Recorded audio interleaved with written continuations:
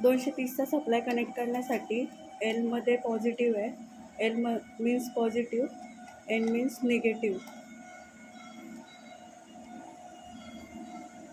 Connect करून घेतल्यानंतर ना पॅडल चालू करायचा आहे.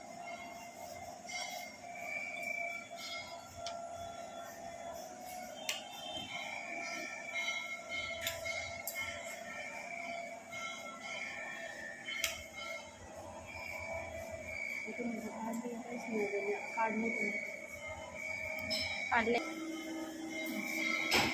झालं चालू झाल्यानंतर ना हे पण फॅन रोटेट होईल. फॅन रोटेट होत असताना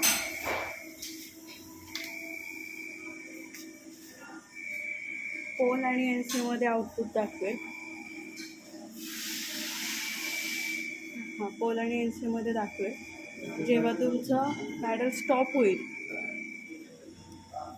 तेव्हा तुम्हाला पोल आणि एन ओमध्ये दाखवेल. आणि कंटिन्युटी पूर्ण चालूच पाहिजे. सोडल्यानंतर ना लगेच रिलीज व्हायला पाहिजे.